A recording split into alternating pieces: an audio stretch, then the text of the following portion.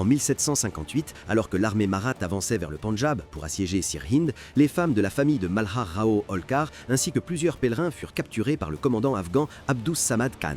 Les guerriers marathes lancèrent cependant une opération rapide et les libérèrent courageusement. Cet épisode se déroula peu avant le siège de Sirhind. C'était la saison froide de janvier 1758. L'affaiblissement de l'empire moghol dans le nord de l'Inde avait créé un vide de pouvoir, tandis que les invasions afghanes d'Ahmad Shah Abdali avaient déstabilisé le Pendjab. L'empire marathe était alors à son apogée et sous la direction de Raghunath Rao et de Malhar Rao Holkar, les forces marathes avaient pris Delhi et marchaient désormais vers le Pendjab. Le camp en mouvement de Holkar comprenait également des membres de sa famille, des femmes et des pèlerins. Le 9 janvier, jour sacré de Somvati Amavasya, une grande foire religieuse se tenait à Kurukshetra. Raghunath Rao et Malhar Rao Holkar y étaient arrivés avec leur famille pour le bain rituel. Parmi eux se trouvaient des belles filles et de jeunes femmes de la famille Holkar engagées dans des observances religieuses. Pendant ce temps, Abdus Samad Khan, gouverneur afghan de Sirhind, restait en alerte maximale. Il comprenait que l'avancée marathe représentait une menace sérieuse. Tout en renforçant les défenses du fort de Sirhind, il planifia une attaque opportuniste. Un détachement de ses troupes attaqua soudainement le convoi de Holkar près de Shahabad. Le groupe de femmes et de pèlerins séparés de l'armée principale fut encerclé. Plusieurs femmes furent capturées et emmenées vers Shahabad par la cavalerie afghane. Il ne s'agissait pas seulement d'une attaque militaire,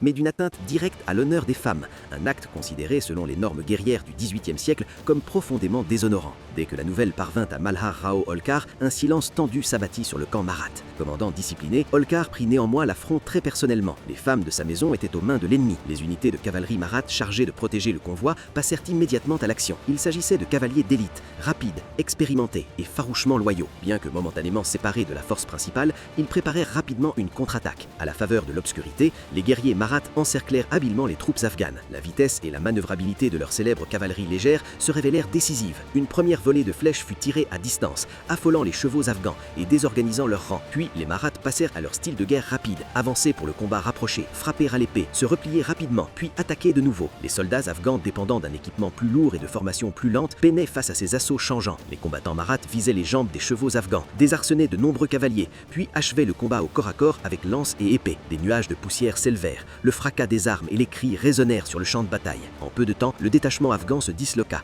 et commença à fuir. Le moment le plus crucial suivit. Les femmes et les pèlerins captifs furent libérés sains et saufs et ramenés au camp principal de Holkar. Les Afghans subirent de lourdes pertes, beaucoup furent tués et de nombreux chevaux furent saisis. L'opération de sauvetage fut si rapide et décisive que la manœuvre d'Abdus Samad Khan fut complètement déjouée. Souvent éclipsé par les grands récits de guerre, cet épisode n'en demeure pas moins d'une grande importance. Il renforça le moral de l'armée marathe et contribua à préparer le siège de Sirhind. Il nous rappelle que derrière les grandes batailles de l'histoire se cachent souvent de petits actes de courage extraordinaires, des moments qui défendent l'honneur, la bravoure et l'humanité.